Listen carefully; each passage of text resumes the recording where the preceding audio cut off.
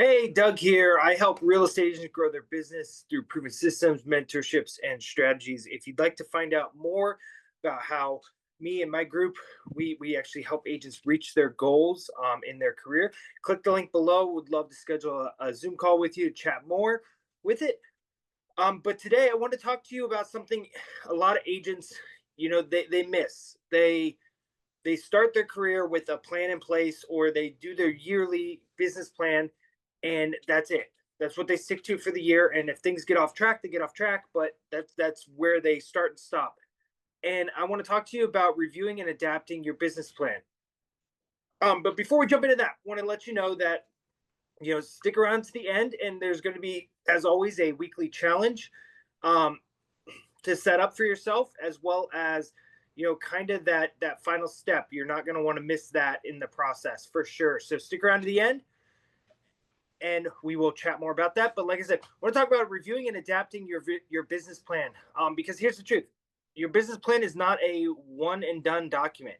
It has to be a living, breathing document, and it grows with your business. If it's not, then it's not achieving what it really needs to achieve, because over time your career is going to grow, adapt, change, shift, and your business plan has to go with that. So things happen, markets change, your goals change, life changes. If you're not reviewing and adjusting your plan, you're going to run the risk of putting your business on autopilot, and autopilot can run you straight into a wall. So you don't want that in your business. You don't want your business plan to be on autopilot and just go and it take you in the wrong direction. So let's talk about how to keep your plan fresh and relevant. Um, the first thing you got to do is you got to constantly be reviewing your performance. You got to ask yourself, am I on track to hit my goals? What's working? What's not working? You have to look at your numbers. You have to look at the closings, the income, the lead generation, the appointment set. The numbers don't lie. They'll show you where your focus needs to be and where you need to adjust over time. And you need to backtrack those numbers. If you have a certain number of transactions in mind that you want to do for the year, backtrack those to, I need to do X number of buyer consultations or listing presentations to get that number of clients in my pipeline that are actively moving forward towards closings and transactions. If that number changes, you need to constantly be reviewing that to make sure. Sometimes those numbers get better, they get worse, and you need to be tracking that. If they get worse, track, why are they getting worse? Is it my performance? Is there something I can do to be better at what I'm presenting? If they get better, how can you double down on the parts that are working?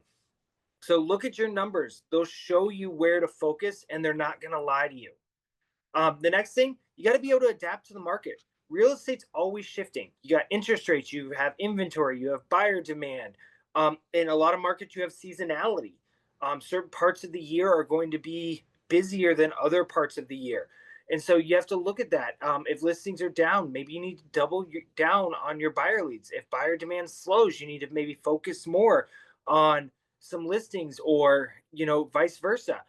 A flexible plan allows you to keep going forward without scrambling to catch up.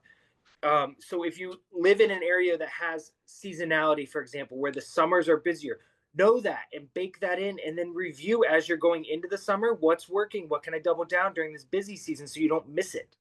As you're coming out of it, what really worked, that if you want to keep up the same ratio, you need to double down on, and what do you need to pull back from.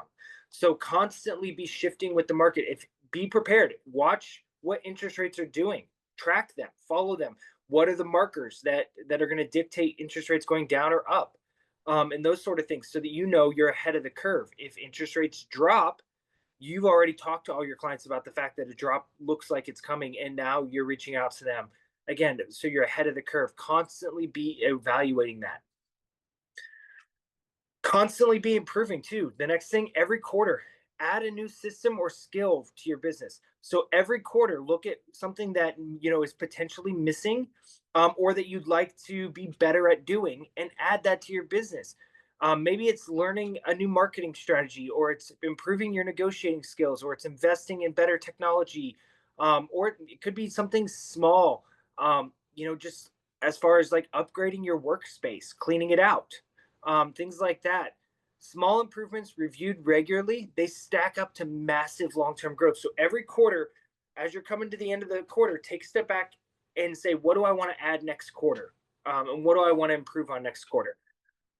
So, and then finally, the last thing, the most important one, your long term vision. Zoom out, revisit your vision and mission statement every time you go to make an adjustment.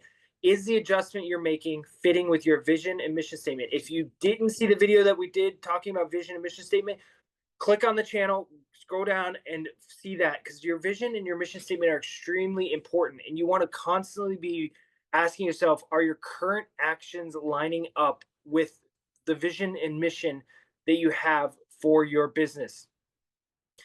And you want to make sure not only does it line up with your business, does it line up with the life that you want? It are the current actions going to lead you to 5, 10 years from now having the business and the life that you want? What's the real power of treating your business plan like a living document? It allows you to adjust in real time to the circumstances that change to allow you to have that business in 5 to 10 years that you really want. So, as promised, challenge for the week. Here's your challenge: set a reoccurring reminder for every quarter to review and adapt your plan. Celebrate what's working. Take a minute to write down and really celebrate what worked in your business. Then fix what's not. Write down what isn't working and what you can do to adjust that.